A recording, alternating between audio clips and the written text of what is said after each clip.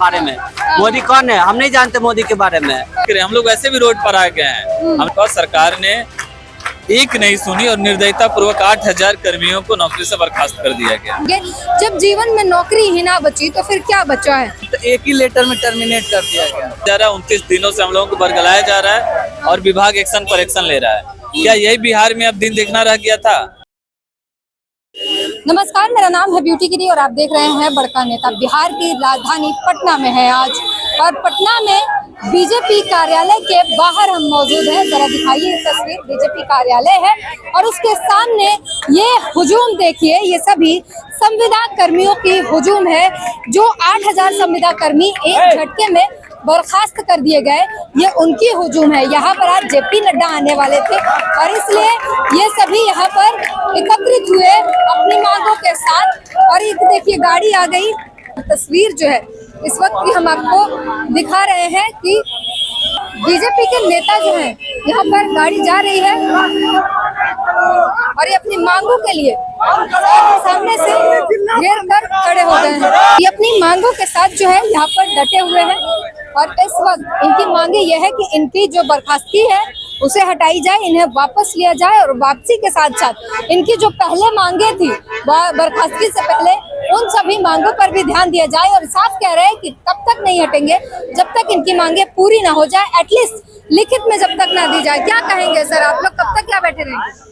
Madam, हम लोगों की जब तक मांगे पूरी नहीं होगी हम लोग ऐसे ही रहेंगे, क्योंकि हम लोगों को सरकार ने रोड पर ला दिया है।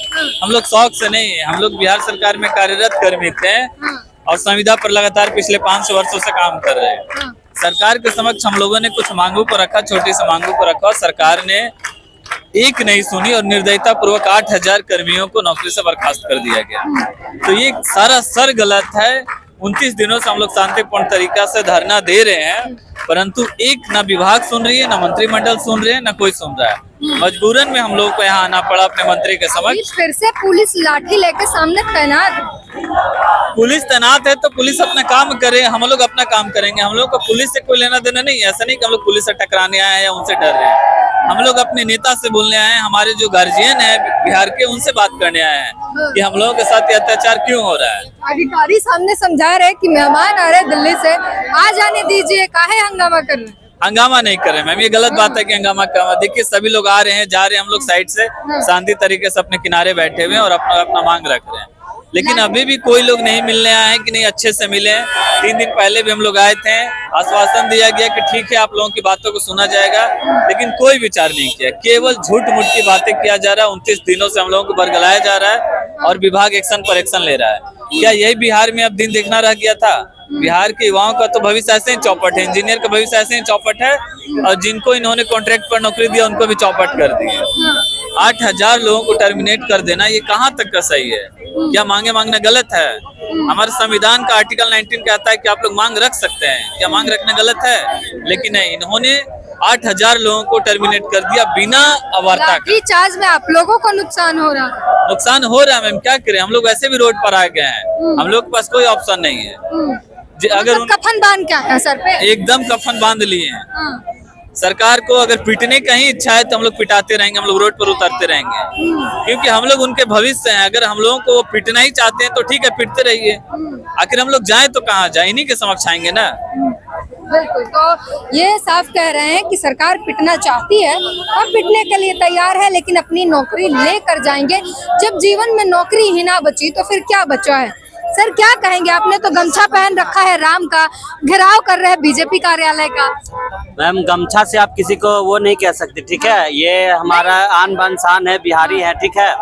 अगर गमछा से आप प्रतीक करती हैं कि हम लोग बीजेपी है तो ऐसा कुछ नहीं है। ज्यादातर लोग मोदी और राम को जोड़ के रखते हैं कि मोदी और ऐसा कुछ नहीं है, ऐसा कुछ नहीं है। हम लोग राम जी को मानते हैं, ऐसा बात नहीं है।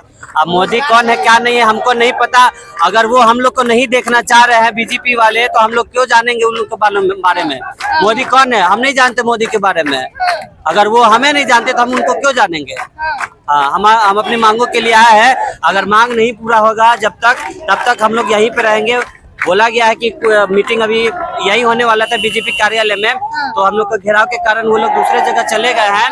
अब उन लोग को सोचना चाहिए कि मतलब वार्तालाप के लिए नहीं आ रहे हैं वो लोग, और हम लोग से मुंह चुरा रहे हैं, नजरें चुरा के भाग रहे हैं, दूसरे जगह पे वो लोग मीटिंग कर रहे हैं। अब बताइए, अब वो लोग आते हैं उसके बाद क्या कहते हैं क्या नहीं। हमारे संघ के जो अध्यक्ष है वो गए हुए हैं और वो लोग वार्तालाप करके आते हैं, तो फिर देखिए क्या होता है। आप लोग तो बिहार के नागरिक हैं, कर्मी हैं, आप लोग को बर्खास्त किया गया, आप लोग अपने हक की मांग रखने आए हैं, फिर लोकेशन क्यों चेंज कर लिया उन्होंने? हम लोकेशन वही तो बता रहे हैं मैम, वो हम लोग की मांगों को पूरी नहीं करना चाह रहे हैं। अब वो लोग हमसे बात करना नहीं चाह रहे हैं, सबसे बड़ा चीज ये है। 29 दिन से हम लोग हैं, तो आज लगता है 30वां दिन है ना।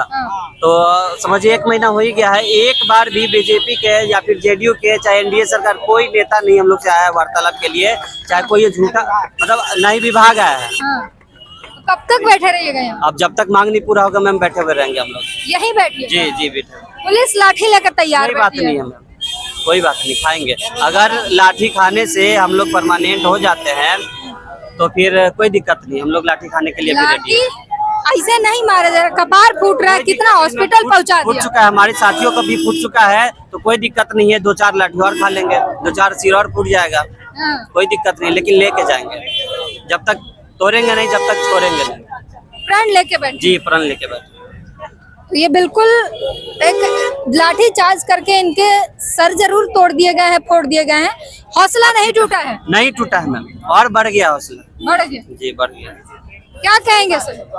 कहेंगे क्या, सरकार हमारी मांग जो है माने। बर्खास्तगी जो हमारे साथियों की है, हम सबको वापस लाए एक ही लेटर में, जैसे एक लेटर में सबको टर्मिनेट किया गया था, वैसा ही सबको एक ही लेटर में सबको वापस बुलाए और हमारी जो मांग है उसको पूरी करे, यही कहना चाह रहे हैं सरकार से। लगातार अपनी मांगे सामने रख रहे हैं और सोचिए, जेपी नड्डा बिहार में आए हैं चुनावी रणनीति बनाने।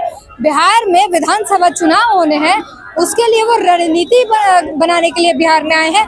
बिहार के बच्चे यहाँ पर बैठकर अपनी मांगों के लिए बैठे हुए थे, तो उन्होंने अपनी लोकेशन चेंज कर ली, यहाँ वो नहीं आते हैं। आपको गुंडा मवाली समझा जा रहा है क्या कि वो लोकेशन चेंज कर ली? मैम ये लोग, हम लोग गुंडा नहीं है, हम लोग एक विद्यार्थी हैं, ठीक है। अभी हम लोग सब लोग यहाँ पे सब पढ़े लिखे एजुकेटेड लोग हैं, ठीक है।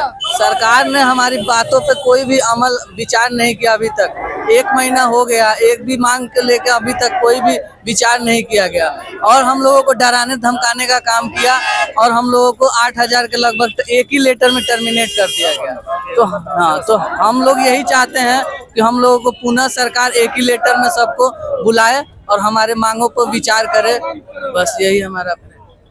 ये देखिए कितने आराम से ये साफ सीधे शब्दों में यही कह रहे हैं कि हमें कुछ लेना देना नहीं है इनसे, हमें सिर्फ हमारी नौकरी वापस कर दे।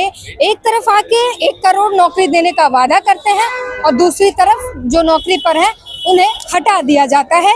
और ये किस तरीके से बिहार का विकास हो रहा है, किस तरीके से बिहार के साथ न्याय हो रहा है, ये एक अपने आप में क्वेश्चन मार्क खड़ा कर देता है। क्या कहेंगे?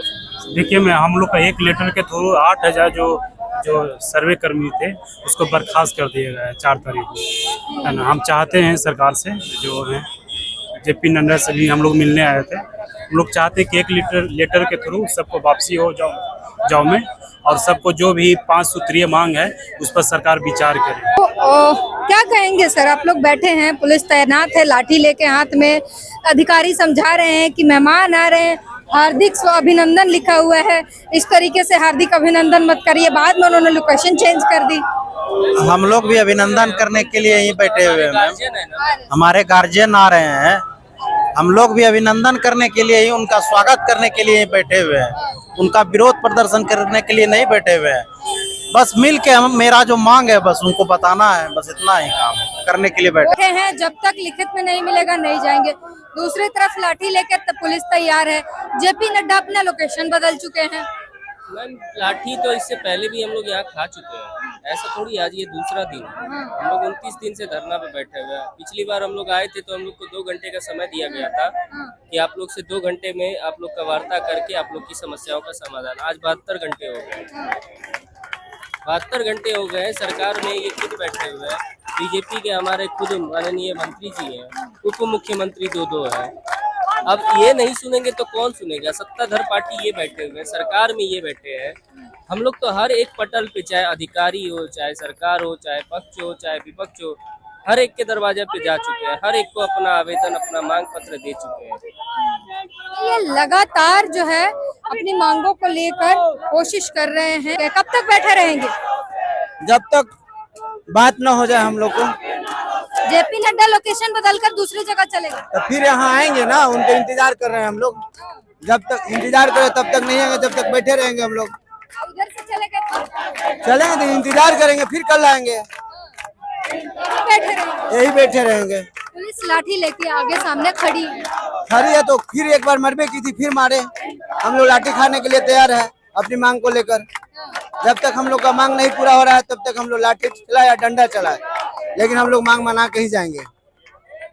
बिना अपनी मांगों को पूरा किए नहीं जाएंगे। क्या कहेंगे? हम तो यही कहना चाहते हैं, हम लोग इतना लगभग 29-30 दिन से धरने पर बैठे हुए हैं। सरकार हमारी बातों को माने और हमारी मजबूरियों को समझे।